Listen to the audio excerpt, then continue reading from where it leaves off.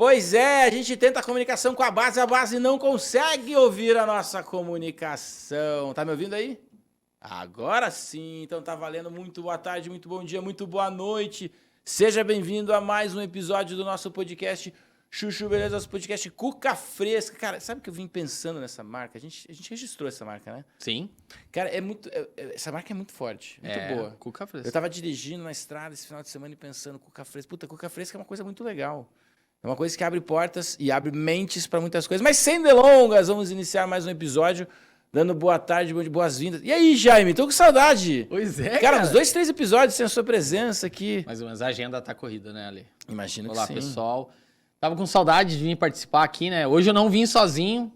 E hoje nós trouxemos um tema, né? Não sei se a galera percebeu, mas estamos todos com roupinha diferente hoje, né? Olha aqui, que bonito. Temáticos. Ó a Aninha lá. Aninha, mostra aí. Olha lá. Que nós estamos na semana de inovação. Exato. Né? A segunda semana de inovação do Grupo Gurgas está rolando, está acontecendo, sendo realizada neste exato momento. Há alguns programas atrás a gente trouxe o Diego aqui, a Laura, premonizando. Existe, tá? Premonizando? Premonitando?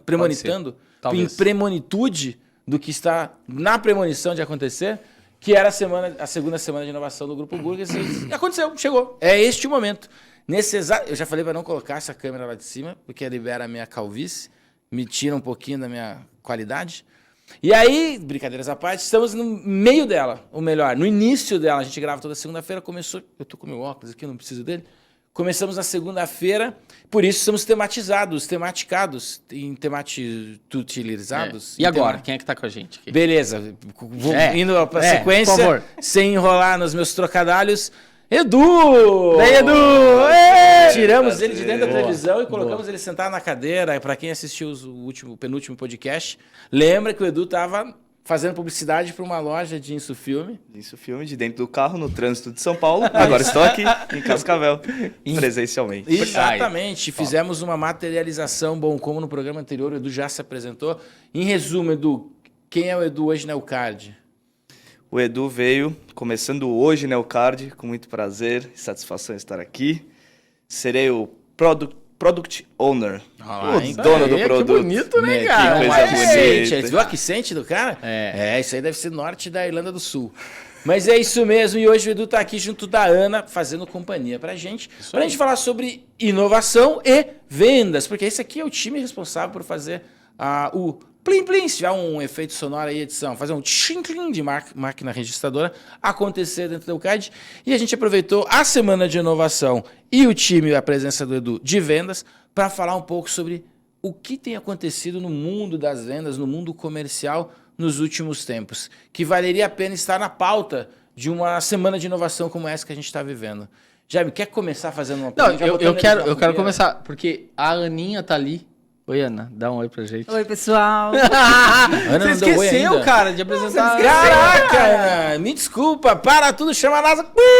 Perdão, Ana. Fala oi pra gente aí. Oi, pessoal, é um prazer enorme estar aqui de novo, né? Estive aqui há alguns episódios atrás e é muito importante fazer parte desse podcast. E muito melhor ainda agora, com o Edu aí fazendo parte do nosso time, que veio pra somar. Tenho certeza aí. Que nós vamos dar um spoiler aqui, né? Vamos dar um spoiler. Ana, sério agora, vai. O que você faz dentro da Eucard até hoje, de manhã, antes da gente conversar?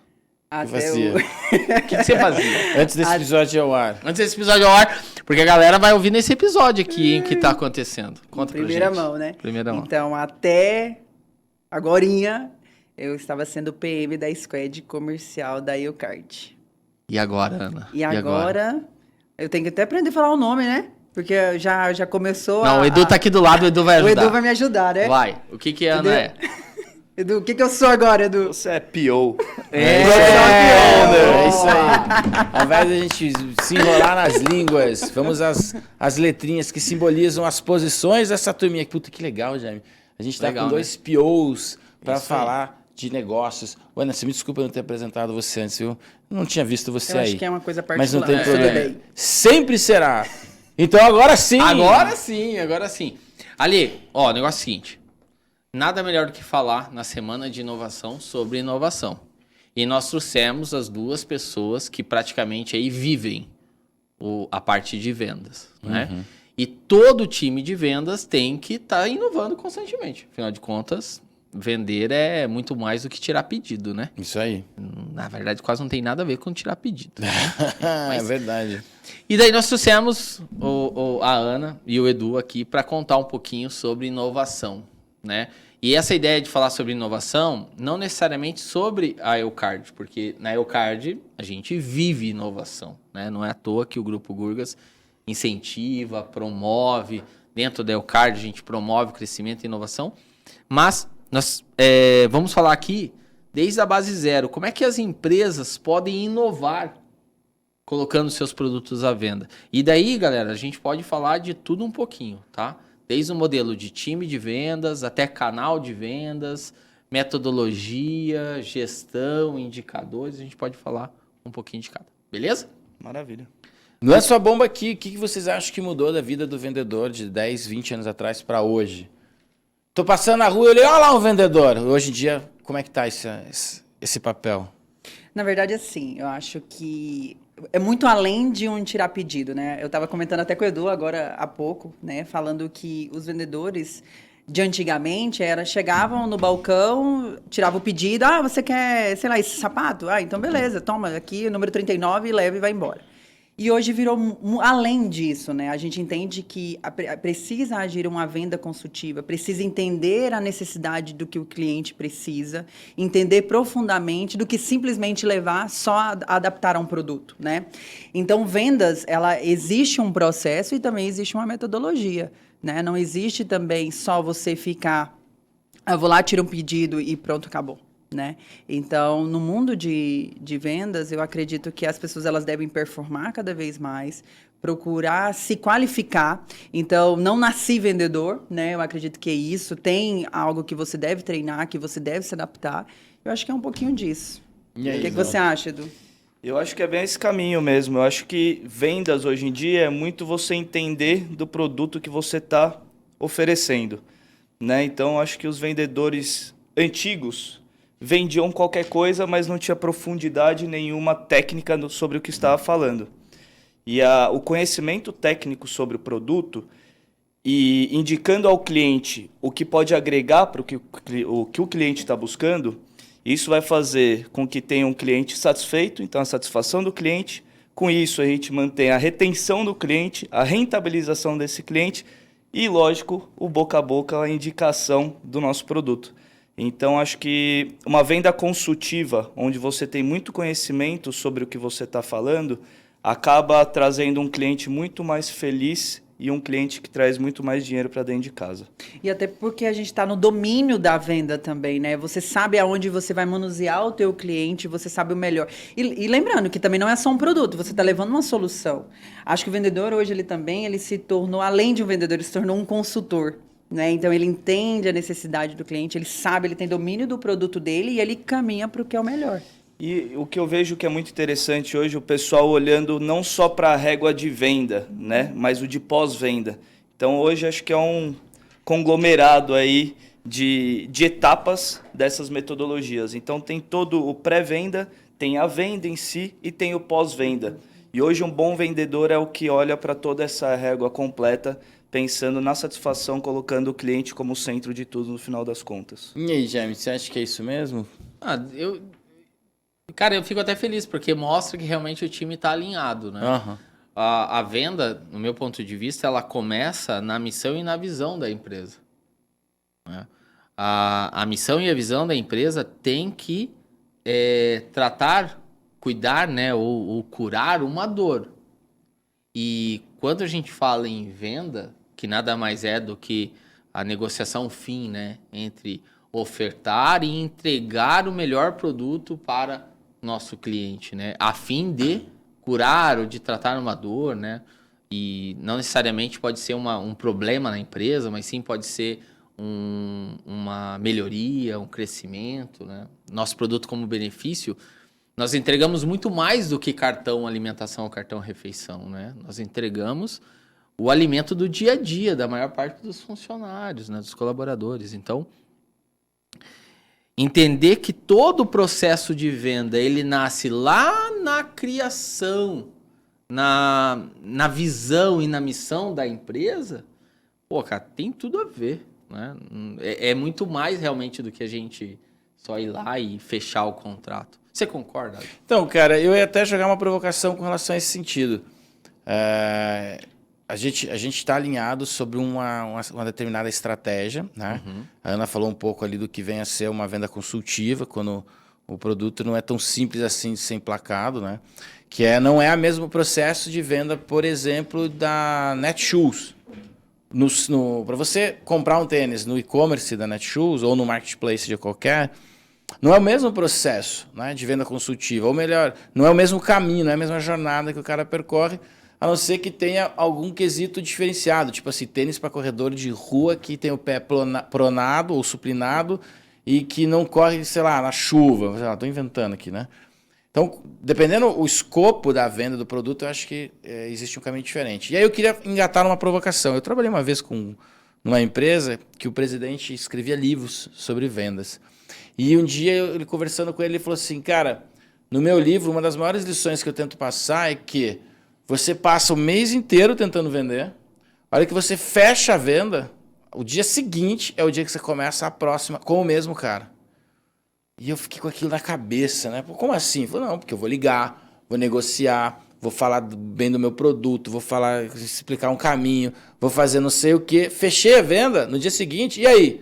Como é que a gente faz para o próximo mês? Porque eu tenho isso, eu tenho aquilo. E eu falava, caraca, que puxado, Mas né? esse não é tipo da venda Pitbull lá, aquele modelo de venda Pitbull, não, né? Não, sem dizer não meus bois. Ah, é? Mas é mais ou menos É uma isso. metodologia! Mas é exatamente isso. E eu queria trazer para a mesa. A Ana falou muito da venda consultiva, que é um outro tipo de venda. Como é que vocês veem? Vamos falar, sem julgar o estilo da venda que eu vi acontecendo lá, da abordagem. Vamos falar de inovação. O que seria esse cenário ao longo do tempo? Como é que vocês veem esse cenário? Tipo, vou ligar no dia seguinte para tentar a venda. Literalmente, passar a mão no telefone, fazer sei lá, aquele negócio do George Benson lá do filme. Para onde vocês iriam? Como é que vocês imaginam esse tipo de venda hoje num evento de inovação?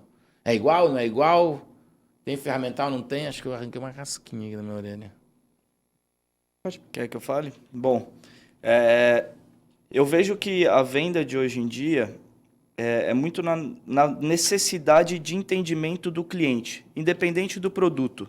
Lógico que tem vendas de impacto, tem vendas consultivas, tem vendas de ticket médio maior, de ticket médio menor, mas a ideia de você entender a necessidade do teu cliente ou a dor do teu cliente não muda nem de produto, nem de ticket médio, nem forma de vendas. Isso é forte, hein, cara?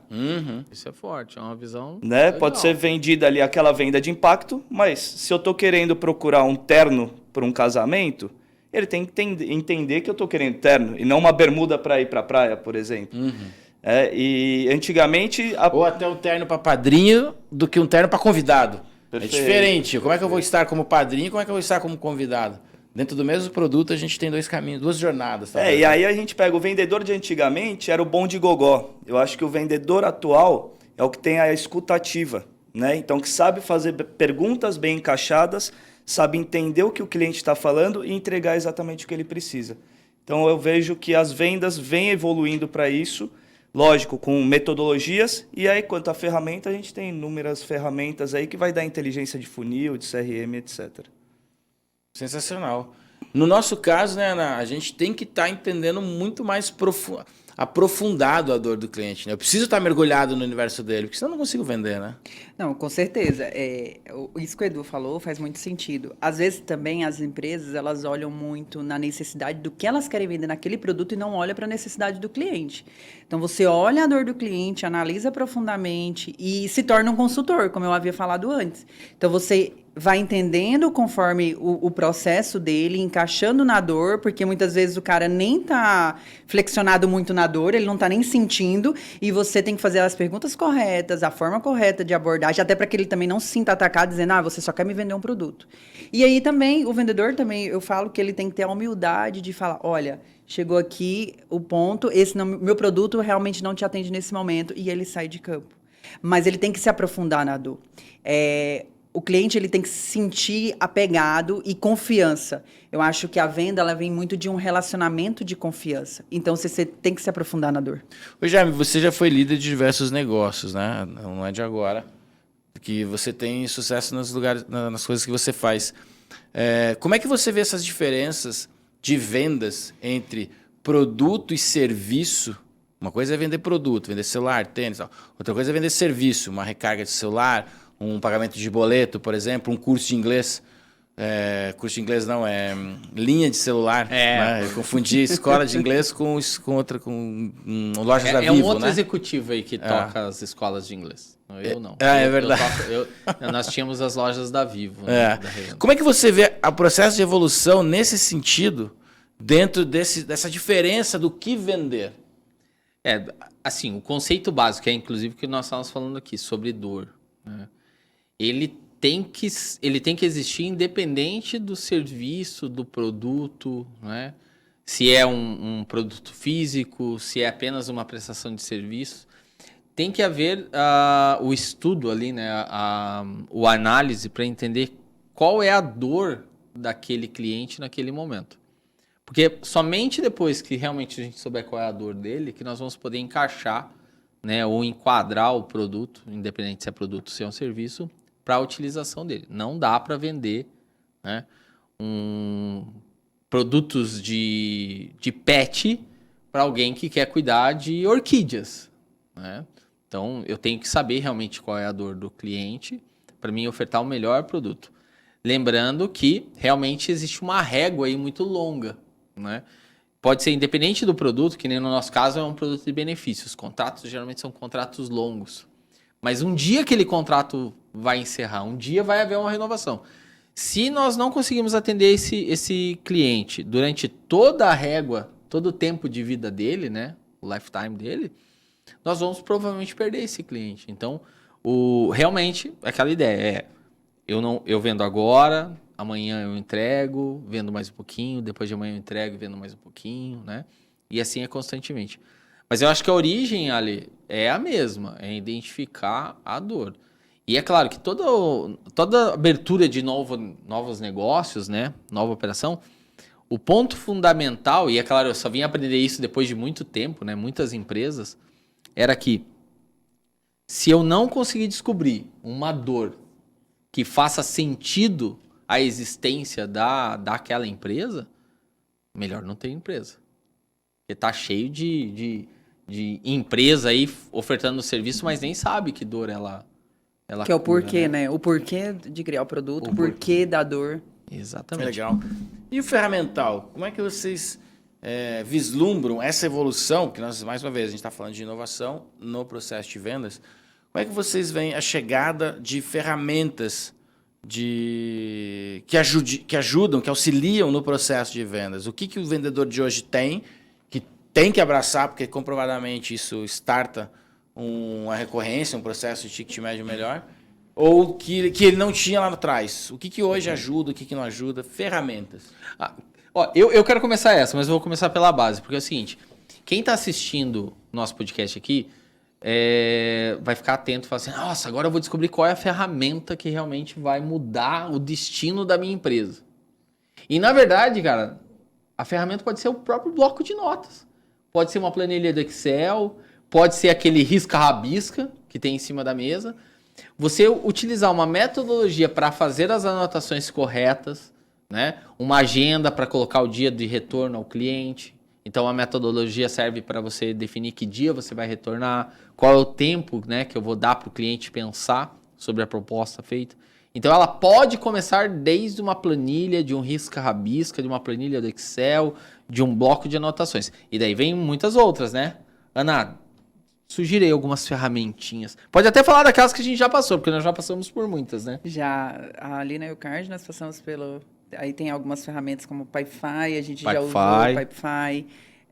Trello, nós chegamos a usar o Trello também. E hoje nós usamos o CRM, que é o da Zoho, né? Hoje a gente usa. E assim, é uma ferramenta fundamental. Para quem está começando, como o Jaime falou, dá para a gente poder fazer ali no bloquinho de notas, no Excel, sempre anotando ali as informações principais, né? A gente quer identificar o perfil do cliente. Então, quando você tem informações que é nome, CPF, nome, e-mail, um telefone, para você já poder fazer um ponto de contato. Dependendo do CPF também, né? Quando nós vendíamos lá linha de celular, nós tínhamos que ter o CPF. Que são coisas fundamentais. E ali se começa um fluxo. Eu acho que o CRM hoje tem alguns vendedores que ainda não se adaptaram a essa ferramenta, a gostar de preencher um CRM. Mas quando eles veem a finalidade e o quanto isso agrega no crescimento e na entrega de resultado dele final, aí sim ele começa a interiorizar isso dentro dele e falar, não, eu preciso realmente preencher. Mas tem ainda aqueles que não preenchem, né, Edu? Eu acredito que você tem alguns aí. Sempre há dificuldade, né? Tem os vendedores do modelo antigo de vendedor que ele prefere o risca e rabisca, prefere o caderno, né? Só que quando a gente começa a ganhar um volume de clientes, o CRM vai nos dar inteligência, né? Qual o melhor horário para ligar, quem é o contato que é o decisor, quando que eu tenho que fazer um FUP com aquele cliente, se eu faço semanal, se eu tenho que fazer mensal, se a minha carteira está recheada de qual ramo de atividade, se é alimentício, se é de posto de gasolina. Então, o CRM hoje ele te dá inteligência de dados e de atuação que acaba otimizando muito mais seu tempo e você acaba sendo muito mais assertivo na sua forma de trabalhar. Mas assim, se nós fôssemos começar uma operação nova hoje, ok? Vamos esquecer que nós temos aí essa estrutura, já tivemos anos conhecendo ferramenta, né? O Eduardo também lá. Mas se nós fôssemos começar uma empresa do zero, que vai ser lá eu e a minha esposa, né? Ou um casal novo, ou 2 amigos que vão abrir uma empresa. Que ferramenta que vocês iriam para o mercado e falar assim, ok, eu posso começar com essa ferramenta, que não vai ser caro igual é um CRM, um Salesforce ou um Zorro, e que também não seria o bloco de notas. O que vocês sugeririam para começar? Você quer marca ou só o modelo de ferramenta? Não a marca, né? Tipo... Não a marca. Acho que a gente pode falar aí uma forma fácil de uma empresa iniciar um processo. O Excel. O Excel, né? Cara. Fazendo aquele funil vermelho, amarelo, verde. Legal. Né? Observações, data, último status, contato, status. Né? Não, eu vou te falar, cara. Eu uma vez, antes de conhecer o Card, eu trabalhava com uma equipe e trouxe vários orçamentos de CRM para o time de vendas e não colou. Nenhum. Falei, cara, quer saber uma coisa? Eu vou montar tudo no Excel. E eu não manjo de Excel, não sou um cara bom de Excel, não. Mas que você ia fazer? Montei um negócio que tinha até status, sabe? Tipo, tava em amarelo se tal coisa alinhado ao macro que eu criei, ou a data do computador não estivesse batendo. Ele ficava amarelo, vermelho ou verde. E eu criei um monte de lacuna, um monte de coisa para preencher e falei assim, ó, agora o dia que vocês... Aí, chegou o final do meu contrato, né? Tava na consultoria, falei, ó, agora, o dia que vocês resolverem trazer um CRM, tá pronto o modelo aqui no Excel. Só Ctrl+C, Ctrl+V. Só migrar. Cara, passou um tempo, fui visitar os caras e a planilha de Excel em branco. Meia dúzia de campo preenchido só. Só aquilo que substituiu o caderninho, a mão, ou a anotação do telefone. Eu falei, cara, faz um filtro assim assado. Não tem como. Eu falei, pô, então nem o Excel tá te servindo. Mas o Excel, se você souber conduzir, não precisa ser um cobra de Excel, mas se você souber conduzir em formatos interessantes, você monta um funilzinho, você monta uma trilha, uma jornada. Consegue filtrar. Filtrar. E nem precisa ser um expert no Excel. Não precisa saber fazer um PROC-V. Essa é minha gíria interna, PROC-V. Faz um PROC-V disso aí. Então, como a gente está falando de inovação, né? Como é que a gente cuida dessa dor, né? Trata essa dor em relação à alimentação das planilhas, né? E o controle. E eu já passei por empresas que tinham muito essa dor. Fazia a mesma coisa, desenvolvia lá ou um pipeline ou um próprio Trello que definia, né, quais eram a trilha que o prospecto ia passar até chegar lá no fechamento. E tinha dificuldade realmente do time comercial. Parece que existe essa guerra, né? O comercial tem medo de lançar as informações na planilha. Eu acho que tem a sensação de que lançar ali na planilha vai perder os dados, né? Nossa, eu vou entregar. Estão me monitorando. E uma metodologia que nós utilizávamos, né? E a gente utiliza até hoje, isso hoje acontece dentro do Eucard, é você mensurar as fases do processo de vendas. Então, olha, se eu preciso ligar para 10 pessoas ao dia que não conhecem a marca da minha empresa, que inclusive isso é um negócio bem legal que a gente já falou sobre brand, né? Sobre divulgar, falar o nome da empresa. Mas aí, o que você cria? Você cria lá um pequeno indicador que acompanha para quantas pessoas novas naquela planilha do Excel vão entrar todos os dias. E tem que entrar, se o indicador lá são 20 pessoas novas todos os dias. Olha, depois no segundo contato, no terceiro contato, eu preciso fazer pelo menos 7 contatos por dia, que seria o segundo contato.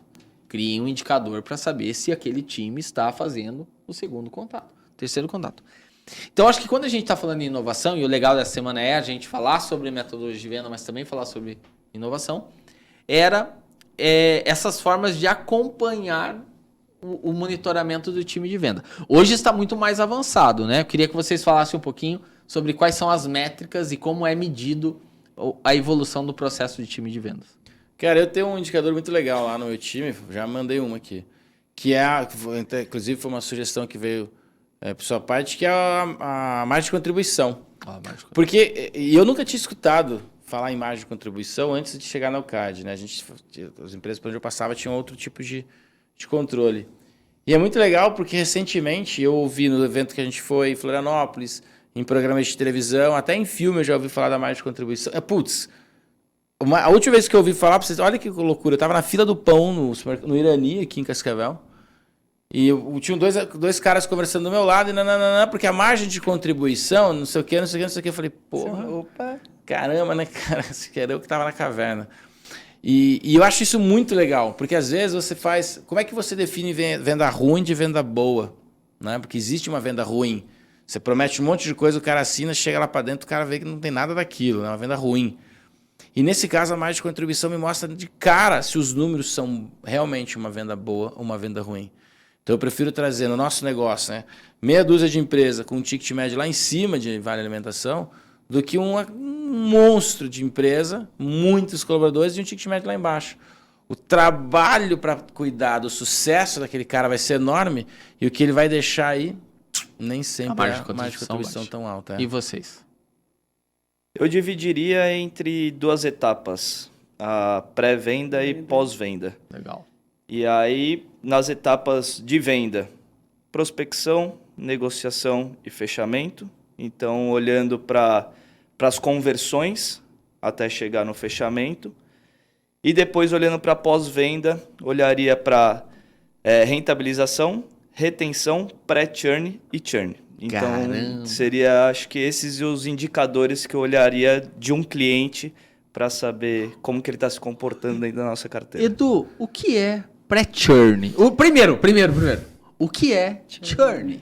Churn é o cara ir embora da nossa carteira. Simplesmente sair, abandonar a gente. Mas o pré-churn é quando ele começa a dar indícios de que ele vai sair. Então, ele tinha, por exemplo, o comportamento de utilizar o nosso cartão diariamente. De repente, ele passa para semanalmente. De repente, ele passa para quinzenalmente. Opa, esse cara precisa ser contactado. Ele está em pré-churn, né? Então, a gente tem... E aí, é uma linha meio tênue entre a retenção. Então, esse cara estava na nossa carteira transacionando todos os dias. De repente, ele passou para semanal. A gente começa a fazer um trabalho de retenção dele. Depois que ele, mesmo com o trabalho de retenção, ele continua transacionando menos e se transforma numa transação quinzenal, aumentou esse gap, ele já entra em pré-churn. A gente tem que fazer outro tipo de atuação nesse cara, até que ele saia, que aí é o churn, aí... E o legal é que o pré-churn é mais barato, né? Manter o cliente na base dentro do pré-churn do que depois que aconteceu o churn mesmo, né? Eu acho que conquistar um cliente, então o CAC, é muito mais caro do que a gente reter o cliente. Fala pra gente o que é CAC. O custo de aquisição do cliente. Isso aí, legal. Então, porque a gente sabe, mas a galera pode... Adquirir um novo cliente é mais caro do que manter um cliente na base. Então, por isso que colocar o cliente como centro de tudo e tratar ele bem acaba sendo bom para ele e para a gente. Oi, Edu, deixa eu te perguntar. Hoje de manhã a gente falava sobre alguns times, né, das empresas e você citou o Farmer, né? Esse trabalho para cuidar do churn, do pré-churn, você vislumbra dentro do Farm ou no time de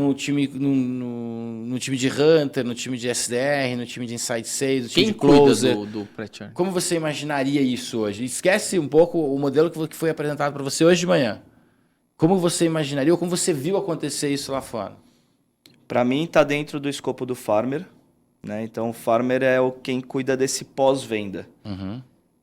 E aí dá para você dividir Farmer por qual etapa. Vão ter Farmers que vão cuidar de retenção e de rentabilização de carteira. E tem Farmers que vão olhar, por exemplo, só para pré-churn e churn. Né? Então depende muito do que a gente tem para entregar para esse cliente. Porque dá para ser um Farmer que cuide desse pós-venda inteiro, mas depende daí que a gente vai agregar para o cliente para trazer ele de volta para casa. E aí a gente pode ter vendedores, farmers, especialistas em produtos que agreguem para esse cliente. Legal. Então, mas depende muito, acho que, do produto que está sendo vendido. Jonathan, tá assistindo? Prestou atenção ou não? Se prepara, tio. O futuro teu é criar, de repente, uma squad de farmer pra gente, quando se sentir maduro, splitar. Não é splitar. Não é splitar, né? Splitar é diferente. Splitar é quando baixa o split, a pessoa sai tendo um monte de ideia. Umas coisas malucas acontecem de vez em quando, gira a cadeira, a pessoa... Não é splitar. É splitar a squad de sucesso do cliente. Porque hoje a gente tem uma squad que cuida de cross-sell, que cuida de manutenção na base, de retenção, NPS. E eu acho que o futuro para nossa squad de sucesso seria splitar para farmer e sucesso. Não sei, joguei aqui, né? Não, joguei isso aí correndo. Aninha, e daí, Aninha? Indicadores da parte de venda. Conta pra gente. O que você acha? Olha, os indicadores que eu acompanho muito hoje são dos BDRs. Então, quando se olha para pré-vendas, existe uma cadência que ela deve ser seguida, né? Então, quando você fala em número de ligações, número de e-mails, né? Os pontos de contatos que você tem com aquele cliente.